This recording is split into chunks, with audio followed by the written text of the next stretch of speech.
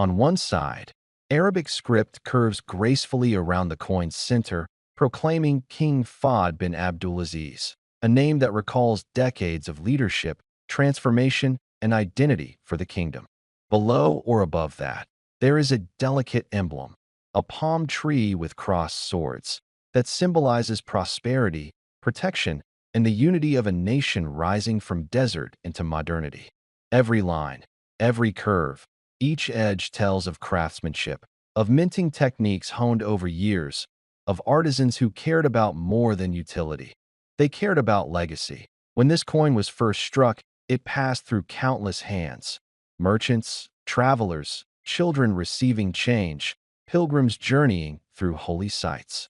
It witnessed the bustling markets, the call to prayer echoing across sands, camels resting in the shade, modern cars winding through newly paved roads.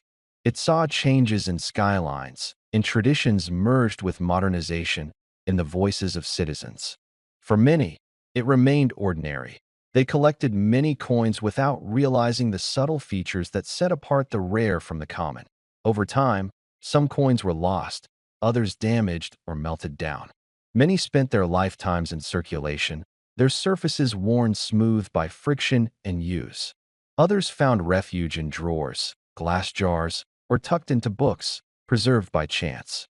A few were saved by collectors who noticed a flaw or an unusual strike, perhaps a misalignment in the lettering, a doubling of the Arabic calligraphy, a variation in the edge that should have been reeded but was plain instead.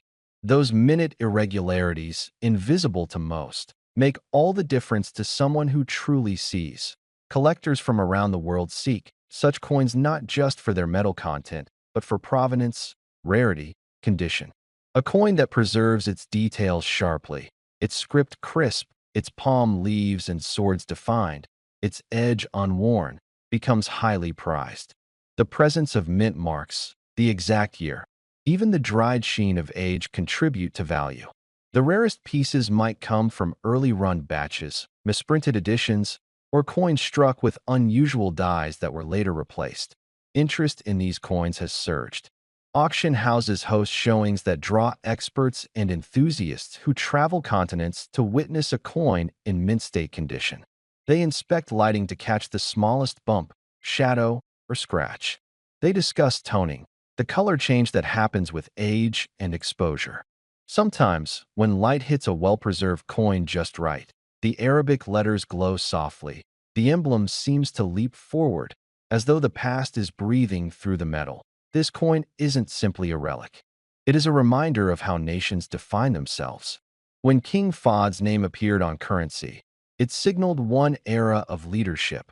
When the emblem of palm and swords was adopted, it meant identity and continuity. Every economic change, every redesign of paper currency, but most timelessly, every coin passing from hand to hand, built connection across generations. Children inspected them, scholars examined them, families saved them. Oral traditions spoke of their shapes. Collectors cataloged their varieties. Historians traced their significance. To own one of the rarest examples is to touch history. It means you hold something few eyes have ever seen. It means that the journey from mint to your pocket involved epochs of human activity, commerce, devotion, culture, and that those epochs have left their marks. The metal may be basic, but the story it carries is rich beyond measure. Collectors once believed this coin would never reach astronomical sums. They thought that modern coins, minted in relatively large numbers, couldn't compete with ancient relics. But then remarkable specimens appeared. Coins with perfect strike, rare variations, embossed Arabic script still deep in its grooves, edges sharp as when they left the mint. Those pieces became showstoppers, auction stars. Their provenance verified, their condition peerless, their rarity unquestioned, sudden legends in the numismatic world. People who pay attention to the market recognize that value lies not just in rarity, but in story.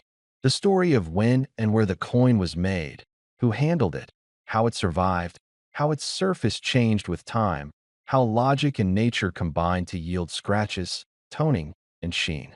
All these details count more than the face value stamped as 10 halala. They speak to endurance and human experience.